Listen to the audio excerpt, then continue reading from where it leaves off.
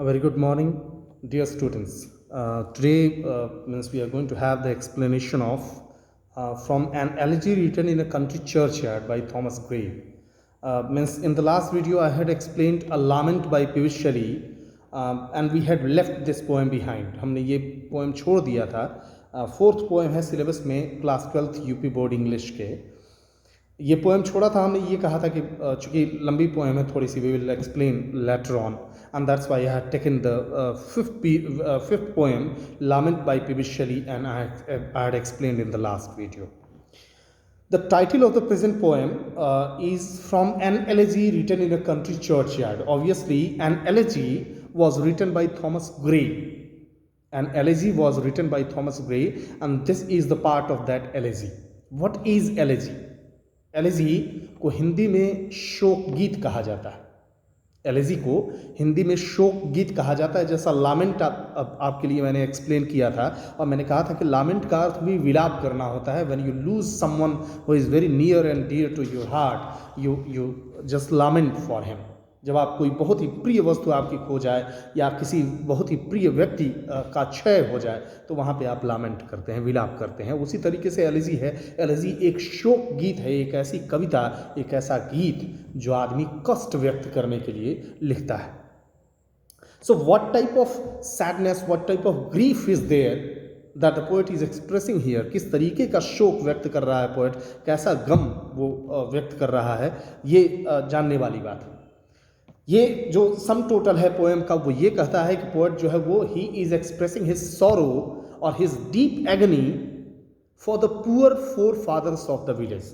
गांव के गरीब, अनपढ़, जाहिल टाइप के लोग, ऐसे पूर्वज जो जिनका सभ्यता से कोई लेना देना नहीं था, जो तत्कालीन समाज के हिसाब से, तथाकथित विकसित समाज के हिसाब से सभ्य नहीं थे. ये पोएट की अपनी विचारधारा नहीं है. वो ये कहता है कि मतलब वर्तमान समाज जिनको असभ्य मानता है, उन असभ्य मतलब जो पूर्वज हैं, जो अपनी कब्रों में लेटे पड़े हैं गांव के बाहर एक चर्चयार्ड में, उन फोर फादर्स के लिए पोएट अपना शोक व्यक्त करता है, अपना कष्ट व्यक्त करता है. He is standing in a churchyard and he is looking at the tombs which are decaying.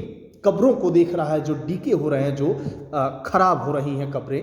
कोई देखभाल करने वाला नहीं है. ऐसे गरीब किसानों की कब्रें हैं जो अपनी लाइफ टाइम में भी बहुत फेमस नहीं रहे, और इसलिए उनकी देखभाल करने वाला भी कोई नहीं है. कभी उनके लिए अपने शोक व्यक्त करता है, अपने लिए उनके लिए अपना दुख व्यक्त करता है. एक और चीज़ इस पोएट और पोएम के विषय में हम आपको बता देना चाहते हैं. बेसिकली थॉमस ग्रे एक ऐसे समय में ये कविता लिख रहे थे. This poem was begin in 1745 and it was published in 1750. 1745 ईस्वी में पोएम शुरू हुई थी और ये अपीयर हुई थी 1750 ईस्वी में. तो ये एक ऐसा दौर था जिस समय mostly English poetry was courtly. अंग्रेजी कविता जो थी वो मुख्य रूप से दरबारी हो गई थी उस समय. ठीक है. जनरली ये माना जाता है कि poets use to compose poems which were meant to be studied by learned society. कभी ऐसी कविताओं का वर्णन लिखते थे, ऐसी कविताएं लिखते थे जो जनरली पढ़े लिखे समाज के लिए होती थी, सामान्य आदमी के लिए नहीं होती थी. दरबारी कविता होती थी, राजाओं की तारीफ होती थी, राजाओं की प्रशंसा होती थी. कविता का राजनीति से बहुत ज़्यादा लेना देना था. और उस दौर में he was the only poet, Thomas Gray was the only poet who talked about the rustic life and about the common life. He talked about the downtrodden strata of society. समाज के एक ऐसे वर्ग की बात की उन्होंने, समाज के एक ऐसे तबके की बात की जो दबा कुचला था, जो लास्ट पायदान पर खड़ा था. एक ऐसा तबका, एक ऐसा स्वरूप समाज का जो जनरली इग्नोर्ड होता है. उस दौर में इग्नोर्ड था, उसकी तरफ कोई नहीं देखता था. So nature and common life was somewhat missing from the poems of, from the poetry of new classical as कहा गया. उसी दौर में थॉमस ग्रे हुए थे और इसीलिए थॉमस ग्रे को नए युग का पथ प्रदर्शक भी कहा जाता है. हेराल्डर ऑफ अ न्यू ग्लोरी और अ न्यू एज. एक नए युग का पथ प्रदर्शक कहा जाता है, जो एज बाद में वर्ड्सवर्थ के साथ शुरू होता है 1789 या उसके बाद. वर्ड्सवर्थ नेचर पोएट थे, कॉमन लाइफ के पोएट माने जाते हैं.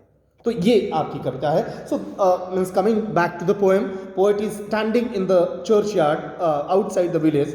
गांव से बाहर एक चर्चयार्ड में पोएट खड़ा है जिसके आसपास चारों तरफ कब्रें हैं, शाम का समय हो रहा है, ठीक है, दिन समाप्त होने वाला है, ठीक है। क्या क्या चीज़ें पुराने ज़माने में ऐसी हुआ करती थी।